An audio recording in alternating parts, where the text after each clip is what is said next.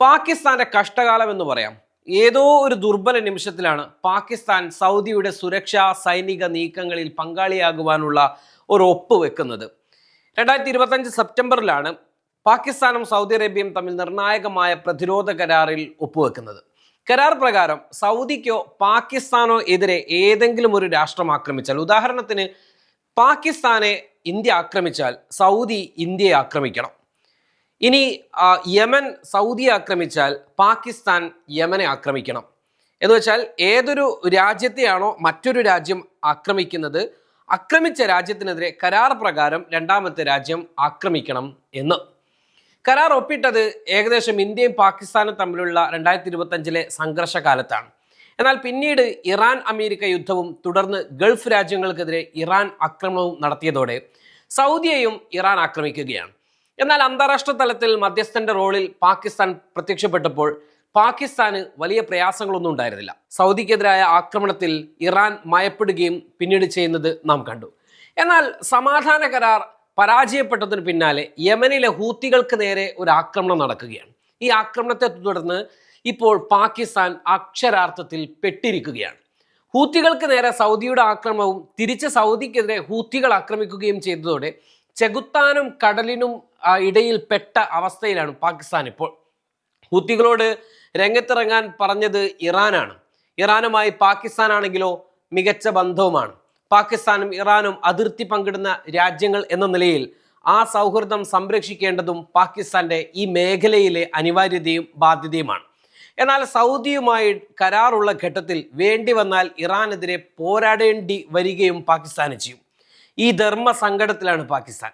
ഇറാനെതിരെയുള്ള നേരിട്ടുള്ള സൈനിക നടപടികളിൽ പാകിസ്ഥാൻ പങ്കാളിയാകുന്നില്ലെങ്കിലും സൗദി അറേബ്യയ്ക്ക് നേരെയുണ്ടാകുന്ന ഏതൊരാക്രമണവും തങ്ങളുടെ റെഡ് ലൈൻ ലംഘിക്കുന്നതിന് തുല്യമായിരിക്കും എന്നാണ് പാകിസ്ഥാൻ ഇപ്പോൾ കർശന മുന്നറിയിപ്പ് നൽകിയിരിക്കുന്നത്. സ്ട്രാറ്റജിക് മ്യൂച്വൽ ഡിഫൻസ് എഗ്രിമെന്റിന്റെ ഭാഗമായി സൗദി അറേബ്യയുടെ പ്രവിശ്യകൾക്ക് സംരക്ഷണം നൽകാൻ ഏകദേശം 8,000-ഓളം പാകിസ്ഥാന്റെ സൈനികരും 20 യുദ്ധവിമാനങ്ങളും ഡ്രോണുകളും HQ-9 വ്യോമ പ്രതിരോധ സംവിധാനങ്ങൾ എന്നിവയെല്ലാം പാകിസ്ഥാൻ ഇതിന്റെ ഭാഗമായി സൗദിയിൽ വിന്യസിച്ചിരിക്കുകയാണ്. ഇവ പ്രധാനമായും പ്രതിരോധ പ്രവർത്തനങ്ങൾക്ക് മാത്രമായിട്ടാണ് ഇപ്പോൾ പ്രവർത്തിക്കുന്നത്. ആക്രമണാത്മക പ്രവർത്തനങ്ങളിൽ ഏർപ്പെടുന്നതിന് പകരം സൗദി മണ്ണിലേക്ക് ഇനി ആക്രമണങ്ങൾ ഉണ്ടാകില്ലെന്ന് ഉറപ്പുവരുത്താൻ പാകിസ്ഥാൻ ഇറാനുമായി ഒരു ഷട്ടിൽ നയതന്ത്ര നീക്കങ്ങളും നടത്തിക്കൊണ്ടിരിക്കുകയാണ്. അതേസമയം തന്നെ സൗദിയെ പ്രതിരോധിക്കാൻ തങ്ങൾക്ക് ബാധ്യതയുണ്ടെന്ന കാര്യം ടെഹ്റാനെ പാകിസ്ഥാൻ ബോധ്യപ്പെടുത്തുകയും ചെയ്യുന്നു. സൗദിക്ക് നേരെയുള്ള ഹൂത്തികളുടെ ആക്രമണത്തിന് പിന്നാലെ ഒരു പ്രാദേശിക യുദ്ധത്തിലേക്ക് ഈ മേഖല വലിച്ചേക്കപ്പെടുമോ എന്ന് പാകിസ്ഥാൻ സംശയിക്കുന്നുണ്ട്. അഥവാ ഈ പറഞ്ഞ പ്രകാരമുള്ള സംഘർഷം പാകിസ്ഥാനും ഇറാനും ഒക്കെ തമ്മിൽ നടക്കുകയാണെങ്കിൽ സ്വാഭാവികമായിട്ടും പാകിസ്ഥാൻ പരിക്കേൽപ്പിച്ച അഫ്ഗാനിസ്ഥാന്റെ ഒരു വലിയ പ്രദേശമുണ്ട്. ആ അഫ്ഗാനിസ്ഥാൻ ഇറാനോടൊപ്പം ചേർന്ന് പാകിസ്ഥാനിലേക്ക് അതിക്രമിച്ച് കിടക്കുമോ എന്നതൊക്കെ ഇതിൻ്റെ ഭാഗമാണ്. അങ്ങനെ വന്നാൽ ഈ മേഖലയൊന്നാകെ ഈ ഒരു സംഘർഷത്തിൻ്റെ വ്യാപ്തി പ്രതിഫലിക്കുന്ന ഒന്നായിട്ട് ഇത് മാറും. കരാർ മൂലം സംഘർഷം മൂർച്ഛിച്ചാൽ ഇസ്ലാമാബാദിന് അതിൽ ഇടപെടേണ്ടി വരും. തങ്ങളുടെ നിയന്ത്രണത്തിലുള്ള വിമാനത്താവളങ്ങളിൽ സൗദി ബോംബാക്രമണം നടത്തി എന്ന് ആരോപിച്ചാണ് ഹൂത്തി വിമതർ സൗദിക്ക് നേരെ മിസൈലുകൾ തൊടുക്കുന്നത്. സൗദി അറേബ്യയും യമനിലെ ഹൂത്തികളും തമ്മിൽ വർദ്ധിച്ചു വരുന്ന സംഘർഷം പാകിസ്ഥാന്റെ നയതന്ത്ര നിലപാടിനെ സങ്കീർണമാക്കുന്നുണ്ട്. ഈ വർഷം ആദ്യം സൗദിക്ക് നേരെ ഉണ്ടായ ഇറാനിയൻ ആക്രമണങ്ങളെ പാകിസ്ഥാൻ അപലപിച്ചിരുന്നെങ്കിലും പുതിയ ഹൂത്തി ആക്രമണം സൈനിക അധിനിവേശത്തിന്റെ സാധ്യത വർദ്ധിപ്പിച്ചതായും ഇത് പാകിസ്ഥാൻ സർക്കാരിന്റെ ആശങ്ക കൂട്ടിയതായുമാണ് ഉദ്യോഗസ്ഥരുടെ വിശകലനങ്ങൾ വരുന്നത്. തങ്ങളുടെ അതിർത്തിയിൽ കഴിഞ്ഞ 4 വർഷമായി നിലനിന്നിരുന്ന സമാധാന അന്തരീക്ഷത്തിനാണ് ഈ സംഭവം അറുതി വരുത്തിയത് എന്നും ഇവർ വിശ്വസിക്കുകയാണ്. ഹൂത്തികളുടെ ഇടപെടൽ ഒരു വലിയ യുദ്ധത്തിന് കാരണമാകും എന്നാണ് പാകിസ്ഥാന്റെ ആശങ്ക. മുൻപുണ്ടായ ഇറാൻ ആക്രമണങ്ങളെ അപേക്ഷിച്ച് നിലവിൽ മേഖലയിൽ വിന്യസിച്ചിരിക്കുന്ന തങ്ങളുടെ സൈന്യത്തെ ഇത് നേരിട്ട് ബാധിക്കുവാനുള്ള സാധ്യതയും പാകിസ്ഥാൻ കാണുന്നുണ്ട്. യമനുമായുള്ള സൗദി അതിർത്തിക്ക് സമീപം പാകിസ്ഥാന്റെ സൈനിക യൂണിറ്റുകളും ഇപ്പോൾ നിലയുറപ്പിച്ചിട്ടുണ്ടെന്ന് പാകിസ്ഥാൻ ഉദ്യോഗസ്ഥർ സ്ഥിരീകരിച്ചിട്ടുമുണ്ട്. ഏറ്റുമുട്ടലുകൾ തുടർന്നാൽ ഇത് തങ്ങളുടെ സൈനികരുടെ സുരക്ഷയെ തന്നെ ബാധിക്കും. ഏതെങ്കിലും തരത്തിൽ പാകിസ്ഥാന്റെ സൈന്യത്തിന് അപകടങ്ങളോ പരിക്കുകളോ സംഭവിച്ചു കഴിഞ്ഞാൽ അത് പാകിസ്ഥാനിലും ആഭ്യന്തര പ്രശ്നങ്ങൾക്കും കലഹങ്ങൾക്കും ചോദ്യങ്ങൾക്കുമൊക്കെ കാരണമാകും. രാഷ്ട്രീയമായി വലിയ തരത്തിലേക്ക് ഒരു വിപ്ലവം പൊട്ടിപ്പുറപ്പെടുമോ എന്ന് പോലും പാകിസ്ഥാൻ ഇത് തന്മൂലം ഭയപ്പെടുകയാണ്. ഇതോടൊപ്പം അന്താരാഷ്ട്ര വ്യാപാരത്തിന്റെ തന്ത്രപ്രധാനമായ സമുദ്രപാതയായ ചെങ്കടലിലെ കപ്പൽ ഗതാഗതത്തെ ഈ സംഘർഷം എങ്ങനെ ബാധിക്കുമെന്ന ആശങ്കയും ഉയരുകയാണ്. ഇത് പാകിസ്ഥാന്റെ ഊർജ്ജ വിതരണത്തെ നേരിട്ട് ബാധിക്കുകയും ചെയ്യും. ഈ പ്രതിസന്ധി സൗദി അറേബ്യയെ സാരമായി ബാധിക്കുകയാണെങ്കിൽ പരസ്പര പ്രതിരോധ കരാർ പ്രകാരം നൽകിയ വാഗ്ദാനങ്ങൾ പാലിക്കാൻ പാകിസ്ഥാൻ നിർബന്ധിതമാകും. നിലവിൽ എല്ലാ കക്ഷികളും തമ്മിലുള്ള ചർച്ചകൾക്കും സമാധാന ശ്രമങ്ങൾക്കും തന്നെയാണ് പാകിസ്ഥാൻ മുൻഗണന നൽകുന്നത് എന്നാണ് റിട്ടയർഡ് ജനറൽ ഗുലാം മുസ്തഫ വ്യക്തമാക്കുന്നത്.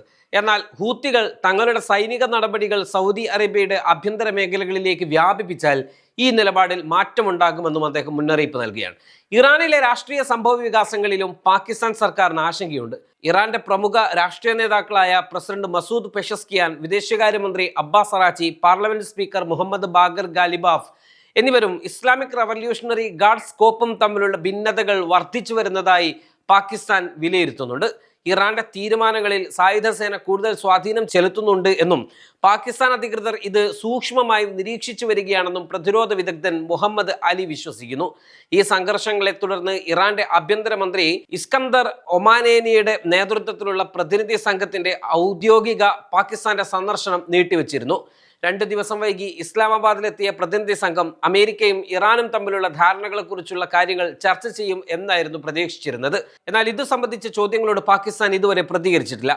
ജൂലൈ 16 നടന്ന പത്രസമ്മേളനത്തിൽ വിദേശകാര്യ മന്ത്രാലയ വക്താവ് താഹിർ അദ്രാബി ബന്ധപ്പെട്ട എല്ലാ കക്ഷികളും ആത്മസംയമനം പാലിക്കണം എന്ന് ആവശ്യപ്പെടുകയും കൂടുതൽ സംഘർഷങ്ങൾ ഒഴിവാക്കുവാനുള്ള ഒരേയൊരു മാർഗം നയതന്ത്രം മാത്രമാണ് എന്ന് വാദിക്കുകയും ചെയ്തു. മിഡിൽ ഈസ്റ്റിന്റെ കാര്യങ്ങളിൽ പാകിസ്ഥാന്റെ വർദ്ധിച്ചു വരുന്ന ഇടപെടൽ അവരുടെ സ്വാധീനവും അതോടൊപ്പം തന്നെ അവർ നേരിടുന്ന അപകട സാധ്യതകളും വർദ്ധിപ്പിക്കുന്നു എന്നാണ് വിദഗ്ധർ പറയുന്നത്.